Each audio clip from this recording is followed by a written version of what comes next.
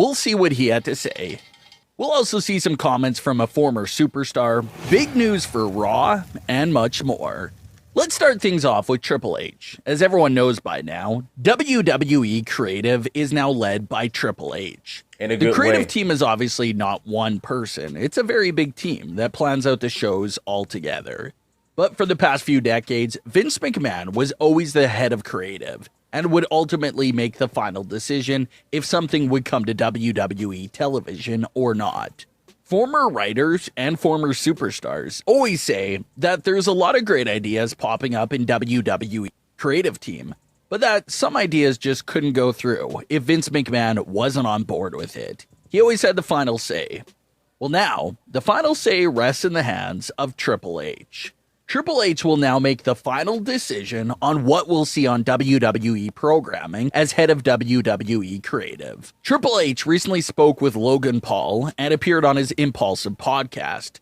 Triple H had this to say on Vince McMahon, quote, "Look, I'll say this about Vince. Massive shoes that I couldn't even dream of being able to think I could fill. The gap there at this moment is massive, but the opportunity to take it in a direction that it's never gone before is massive.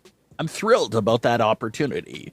We have been an unbelievable team that it's never going to be one person. One person can't even begin to fill his shoes. It will take an entire team to jump into those shoes, because without him, none of this." End quote.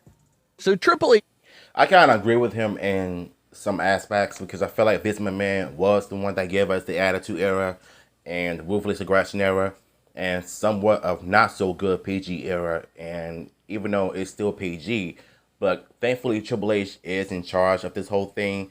So he's been doing a good job of giving us some great moments, starting with SummerSlam 2022 and Hakichu Not.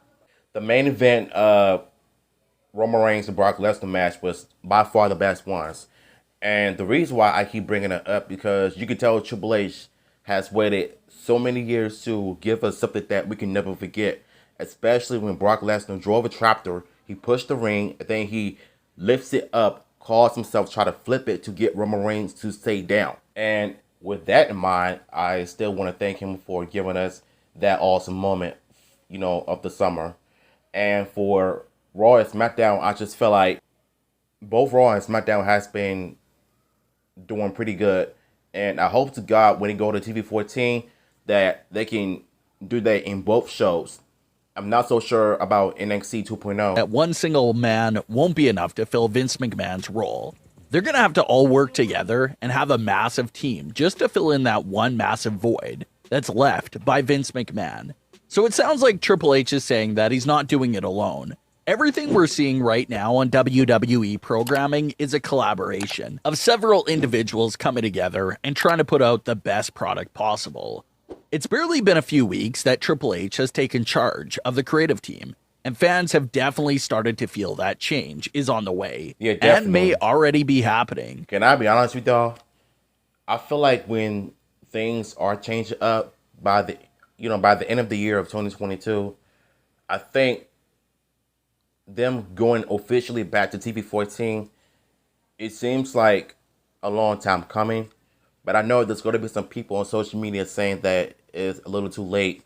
You could have been doing that a long time ago when Vince McMahon was in charge. But when you look at NXT, Triple H's run before Vince McMahon ruined it, was at its own thing, battling AEW, but ultimately lost ever since AEW debuted on TV.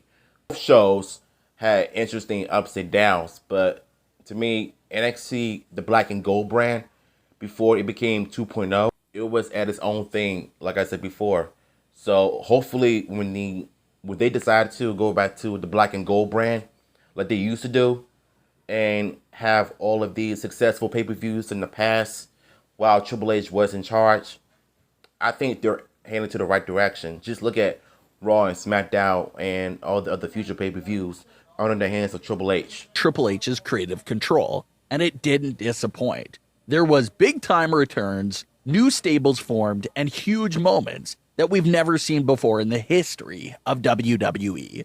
So not a bad start for the beginning of Triple H's creative era. He's doing good so far. For what seemed like the first time in a long time, fans actually couldn't wait to see Raw. Everyone was talking about how they were actually excited to see Raw coming out of SummerSlam. And the ratings definitely showed that the fans' interest was real. Raw had the highest viewership since March 2020, back when everyone tuned in to see what the very first Raw... I didn't even know that, since March 2020. Because usually, Raw used to be trash, but now that Triple H is taking over the WWE, everything is just running smooth, and the ratings are continuing to go up and up and up. Not one bad thing happened on Raw and SmackDown and the behind the scenes stuff. You can tell Triple H and the creative team are doing an excellent job so far. And Clash of the Castle pay-per-view, you can tell that they're going to end up going all out, bringing back the blood, the sex, and the violence. And if you notice the no DQ match with AJ Styles and the Miz threw the chair in AJ Styles' head. So I think that was like the sign of things going forward. Pandemic era would look like. So the August 1st edition of Raw was the most watched edition Raw in well over 2 years. That's good. Which again is great news. That was a quick turnaround. And even for a regular standard edition of Raw, it was a pretty stacked show. We saw the farewell once again to Becky Lynch. Bayley's stable made her Raw debut. Edge's return, Seth and Montez Ford, the focus on the United States title, and the undisputed tag team titles being on the line in the main event. Yeah. It was the first edition of Raw in a while where it felt like everything we saw mattered and had purpose to it. So hopefully the quality of the show stays at this high level going forward. The next few weeks of WWE television will be focused around building the Clash at the Castle event. And that's already looking like another major show for WWE. Oh, yeah. Over 60,000 tickets have reportedly been sold. So another big arena show with a red-hot UK crowd that's ready to see their first premium live event in over 20 years. I don't know what they should do. I think they should just, if they were to go Raw old school, they should go back to the Attitude Era style. Think about how cool that would be if everybody tuned in to Monday Night Raw just for that. But it can only be for one night only. They could just go back to the regular Raw and stuff while continuously do good. Because I feel like for the first time in a long time, the WWE has become watchable once again. Now that Triple H and Stephanie McMahon are taking over the brand and continuously doing great by the fans and by the employees.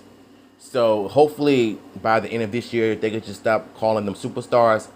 Like, you could just call them wrestlers, because they are wrestlers. So yeah, the alone for the future just seems so bright right now. It's a pretty exciting time for both fans and WWE superstars themselves. CJ Perry, formerly known as Lana in WWE, was released by the company in spring 2021. Lana started her WWE career solely as a manager for Miro, formerly known as Rusev. She was the strong mouthpiece for the Rusev character and did such an amazing job in that role. And as the years went on, Lana eventually was repackaged and started dabbling with some in-ring action. She was terrible. Like, let's be honest here. They're doing some naughty TV-14 stuff, OnlyFans, twerking and carrying on. If they bring some of that action into the WWE storyline, like, that could easily be the best thing to ever happen. Until that happens, they're going to have to try different ways to get people engaged. But as far as, like, CJ goes, like, she wasn't even that good in the ring to begin with. But only time will tell when she's going to end up being back in the WWE, but I highly doubt she will.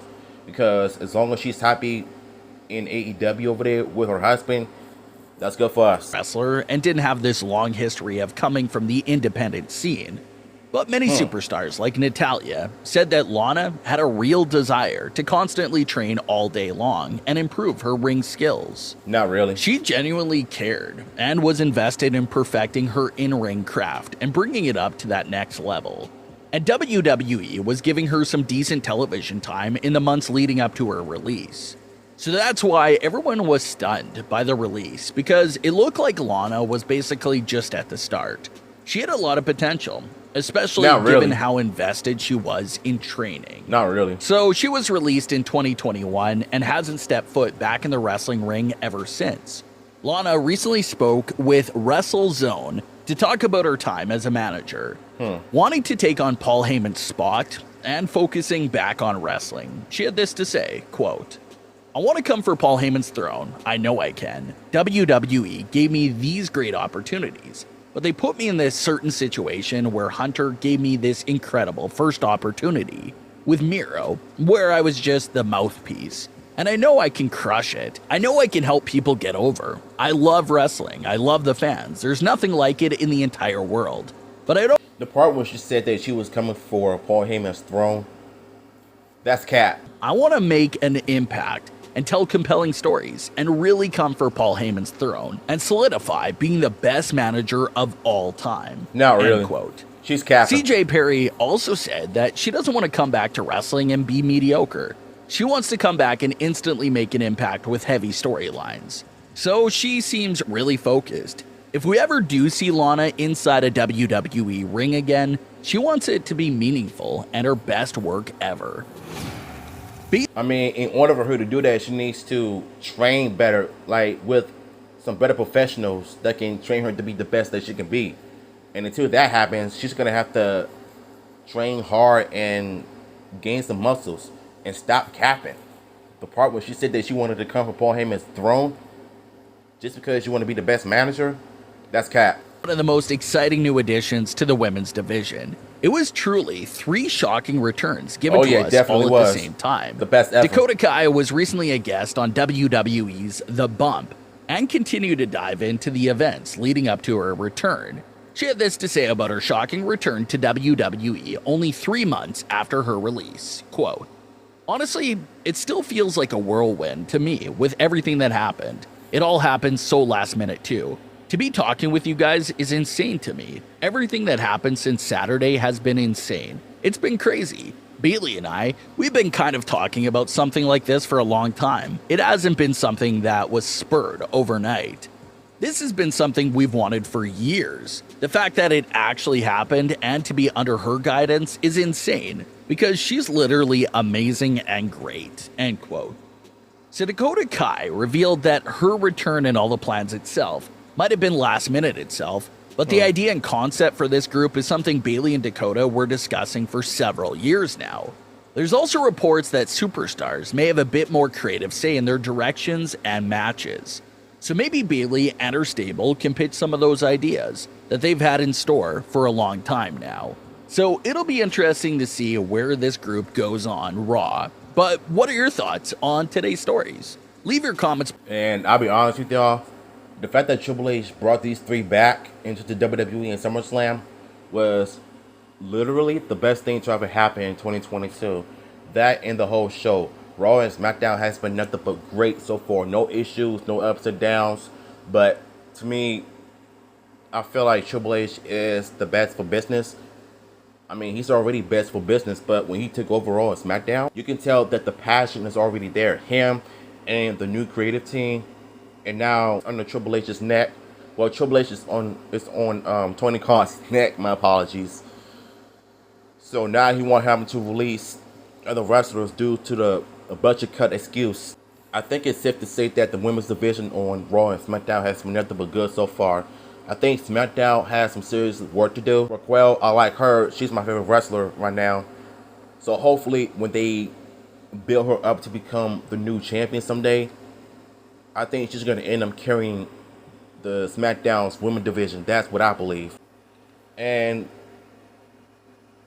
I think that's all I have to say. And shout outs to this content creator for uploading this video. I appreciate the content. And if you appreciate what I have to say or what he has to say, let me know what your thoughts are in the chat. And I'm going to see you later.